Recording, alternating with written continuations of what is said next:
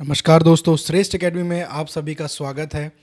Current affairs के session में 22/7/2025 से इम्पोर्टेंट करंट अफेयर्स को हम कवर करेंगे। तो आज के जो विशेष टॉपिक और प्रमुख व्यक्ति हमारे लिए वो है जगदीप धनखड़ जी, जिन्होंने उपराष्ट्रपति के पद से इस्तीफा दिया। हाल ही में इनका तबीयत खराब होने के कारण इन्होंने यह पद से इस्तीफा दिया है। तो आपसे जो पूछा जाएगा प्रश्न वो है कि हाल ही में जुलाई 2025 में किस भारतीय उपराष्ट्रपति ने अपने पद से इस्तीफा दिया। बात करें तो वह है जगदीप धनखड़ जी। इनका कार्यकाल के बीच इस्तीफा देने वाले तीसरे उपराष्ट्रपति बने कौन? जगदीप धनखड़ जी। तो आपसे प्रश्न पूछा जाएगा कि कार्यकाल के बीच इस्तीफा देने वाले तीसरे उपराष्ट्रपति कौन है, या फिर हाल ही में किसने अपने पद उपराष्ट्रपति पद से इस्तीफा दिया, या आपसे पूछा जाएगा 14वें उपराष्ट्रपति कौन है। तो 14th उपराष्ट्रपति जो कि जगदीप धनखड़ जी, इन्होंने अपने पद से इस्तीफा दिया। वे देश के पहले उपराष्ट्रपति हैं जिन्होंने सत्र के बीच इस्तीफा दिया। जगदीप धनखड़ ने अनुच्छेद 67A के तहत उपराष्ट्रपति पद से इस्तीफा दिया। याद रखेंगे आर्टिकल जो बाकी एग्जाम की तैयारी कर रहे हैं, जो पीएससी व्यापम की, तो उनसे यह पूछा जाएगा कि एक उपराष्ट्रपति किस अनुच्छेद के तहत अपना इस्तीफा प्रेसिडेंट को देते हैं या फिर राष्ट्रपति को देते हैं। तो अनुच्छेद 67A के तहत जो कि यह इस्तीफा दिया गया। जगदीप धनखड़ जी की बात करें, इनका जन्म 18 मई 1951 को इनका जन्म, और जन्म स्थान राजस्थान। बस बाकी ये एक्स्ट्रा डिटेल्स आप याद ना करें, ये एग्जाम में नहीं पूछेगा।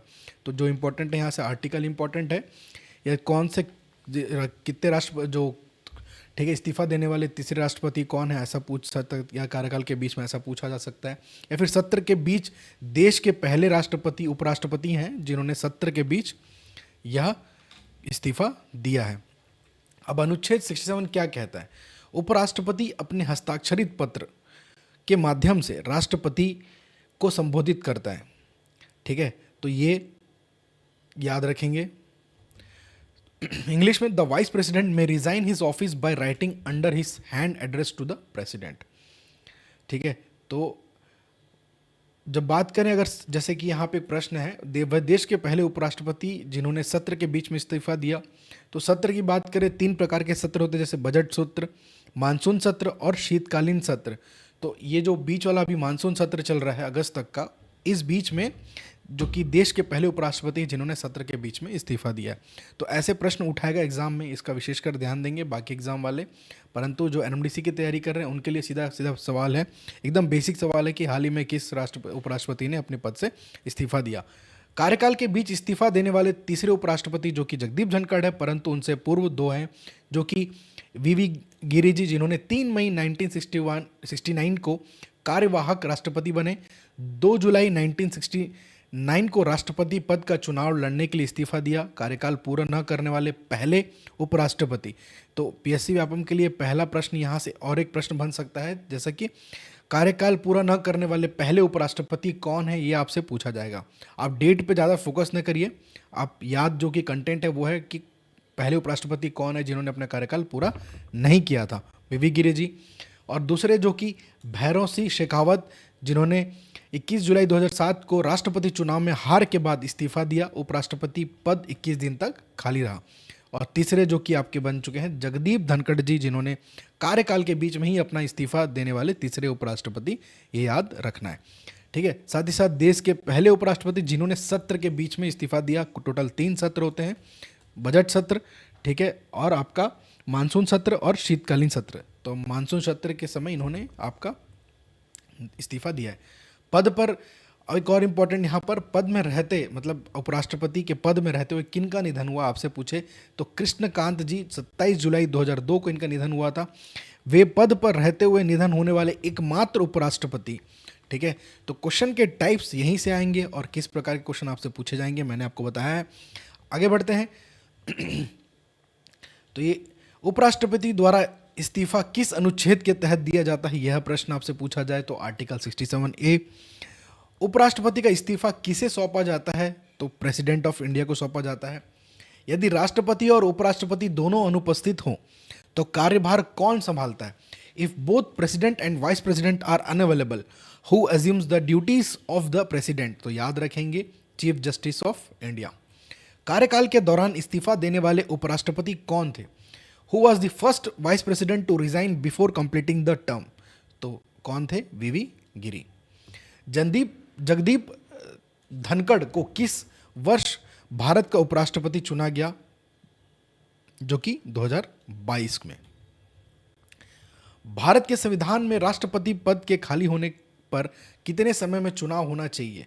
राष्ट्रपति की बात कर रहा हूं मैं। भारत के संविधान में राष्ट्रपति पद के खाली होने पर कितने समय में चुनाव होना चाहिए, जो कि 6 मंथ। अब अगला इंपॉर्टेंट न्यूज़ जो करंट अफेयर्स है, जो एनएमडीसी एग्जाम की तैयारी करें उनके लिए और पीएससी व्यापमं के लिए भी थोड़ा सा इंपॉर्टेंट है। अतिरिक्त पुलिस अधीक्षक श्री आकाश राव गिरिपुंजे का हाल ही में जो कि निधन हुआ, शहीद हुए, वो 9 जून 2025 को नक्सलियों द्वारा सुकमा के कोंटा, ये कोंटा है, कोंटा ब्लॉक के डोंडा के पास एक पोकलेन को जला दिया गया, जिसकी जांच के दौरान वहाँ पे आईडी विस्फोट में इनका ये जो शहीद हो गए हैं। ठीक है, तो अब तक बड़े ऑफिसर जो शहीद हो चुके हैं, 2000 में नारायणपुर एसपी भास्कर दीवान जी, 2009 में राजनांदगांव एसपी विनोद कुमार चौबे जी नक्सली हमला, 2011 गरियाबंद एसपी राजेश पवार जी और 2025 में सुकमा एसपी आकाश राव गिरिपुंजे जी। तो आप जो बच्चे एनएमडीसी की तैयारी कर रहे हैं उनको ये नाम उतना नहीं याद करने की ज़रूरत है। हाल ही में जो न्यूज़ है 2025 संबंधित सुकमा एसपी आकाश राव गिरिपुंजे है, जिनका हाल ही में निधन हुआ। ठीक है, एडिशनल सुपरिटेंडेंट ऑफ पुलिस याद रखेंगे। श्री आकाश राव गिरिपुंजे किस पद पर कार्यरत थे जब वे शहीद हुए? ठीक है, तो यहाँ पे आंसर क्या होगा? एडिशनल सुपरिटेंडेंट ऑफ पुलिस, यानी अतिरिक्त पुलिस अधीक्षक के कार्यपद जो कि पद पर थे, है ना। श्री आकाश राव गिरिपुंजे की शहादत कब हुई? जो कि 9 जून 2025 को ही, ये आपसे पूछा जा सकता है जो बच्चे एनएमडीसी की तैयारी कर रहे हैं उनके लिए है। माता मावली 2025 कितने दिनों तक आयोजित हुआ? अगला क्वेश्चन। ठीक है, माता मावली की बात करें, खासकर ये नारायणपुर जिले में मनाया जाता है, जो कि अबुझमाड़ क्षेत्र में, और ये 5 दिवसीय मेला होता है। जो बच्चे एनएमडीसी की तैयारी करें उनके लिए भी इंपॉर्टेंट है, बाकी लोग के लिए भी। माता मावली 2025 कितने दिनों तक आयोजित होता है? पूछा गया प्रश्न, 5 दिवसीय। माता मावली मेला 2025 कहाँ आयोजित होता है? याद रखिए, ये ओरदा नहीं होगा, ओरछा। ओरछा नारायणपुर क्षेत्र में इसका जो कि माता मावली मेला मनाया जाता है। ऑपरेशन भुज 723 कब और कहाँ चलाया गया? जो कि 21 मई 2025 नारायणपुर के अबुझमाड़ के कलेकोट पहाड़ में इसको चलाया गया, ऑपरेशन अबुझ 723। तो ऐसे प्रश्न जो करंट अफेयर्स जो एनएमडीसी की तैयारी कर रहे हैं उनके लिए भी इंपॉर्टेंट है, बाकी एग्जाम वालों के लिए भी इंपॉर्टेंट है, क्योंकि बहुत बड़ा नक्सल अभियान अभी चल रहा है कुछ समय से, और ऐसे प्रश्न यहाँ से ज़रूर उठ सकते हैं। जो कि ऑपरेशन अबुझमाड़ क्षेत्र बहुत ही घना जंगल और घनघोर पहाड़ी वाला क्षेत्र है अबुझमाड़, और उस क्षेत्र में नक्सलियों का जो बसावट है बहुत ज़्यादा है। तो उसी के चलते बहुत सारे अभियान चलाए जा रहे हैं, जिसमें से एक इंपॉर्टेंट अभियान है ऑपरेशन अबुझ 723। ठीक है, अगला इंपॉर्टेंट न्यूज़ है डॉक्टर जयमती कश्यप, जो कि खासकर उन्होंने एक पुस्तक लिखी है गोंडी शब्द, गोंडी लैंग्वेज में, जो नना मुरिया। ठीक है, गोंडी में लिखी उनकी पुस्तक नना मुरिया। ठीक है, डॉक्टर जयमती कश्यप, इनकी बात करें, डॉक्टर जयमती कश्यप गोंडी में उन्होंने किताब लिखी है, कौन सी? नना मुरिया, का प्रकाशन राष्ट्रीय पुस्तक न्यास भारत नई दिल्ली से हो चुका है। यह पुस्तक जिले की सभी प्राथमिक एवं पूर्व माध्यमिक विद्यालयों में विद्यार्थियों के लिए शासकीय तौर पर प्रदाय की गई है। डॉक्टर जयमती कश्यप वर्तमान में कोंडागांव जिले में जो कि महिला एवं बाल विकास विभाग में सुपरवाइजर के पद पर कार्यरत है। ठीक है, बात करें इनके जन्म स्थान की, तो दंतेवाड़ा के पास कार्ली नामक गांव में इनका जन्म है। ठीक है, डॉक्टर जयमती कश्यप के पिता का नाम है चाम सिंह एवं माता का नाम है रुक्मो कश्यप। तो आपका इनका नाम याद रखना है, इनके पुस्तक का नाम लिखना याद रखना है, और इनकी जो कौन से भाषा में लिखी गई है, गोंडी में लिखी गई है, और इनका जन्म दंतेवाड़ा के क्षेत्र में हुआ है, और ये नारायणपुर में निवासरत। ठीक है, इनका जो निवास कहाँ था? नारायणपुर जिले के नेलवाड़ में इनका निवासरत, और मूलतः गोंडी जो कि गोंड मुरिया जनजाति से आने वाली डॉक्टर कश्यप की यह लगन औरों के लिए भी निश्चित है, अनुकरणीय है। तो कौन सी जनजाति से पूछा जा सकता है? जो कि मुरिया जनजाति। कौन सी भाषा में लिखी गई है? गोंडी भाषा में लिखी गई है। किताब का नाम पूछ सकता है, नना मुरिया। तो ऐसे हमारे लिए इंपॉर्टेंट है। इनके माता पिता का नाम अगर याद नहीं रखते हैं तो कोई बात नहीं, आपको इनका जो जन्म स्थल याद रखना है, और इनका जो निवास नारायणपुर में इनका निवास, वहाँ रहे वो पले बड़े सब। ठीक है, तो आपके लिए थोड़ा सा यह महत्वपूर्ण है। पूछेगा प्रश्न किस प्रकार, खुशबू नाग ने किस प्रतियोगिता में कांस्य पदक जीता? ठीक है, तो यहाँ से जो पूछे जाने वाले प्रश्न, बुक का नाम मैं आपको बता चुका हूँ, कौन सा लैंग्वेज गोंडी बता चुका हूँ, और कोई और क्या चीज़, हाँ, इनका जो जनजाति आपसे पूछा जा सकता है मुरिया जनजाति। तो पूछा जाएगा डॉक्टर जयमती कश्यप किस जिन्होंने गोंडी में लिखी पुस्तक लिखी नन्ना मौर्य, वो किस जनजाति से संबंधित है?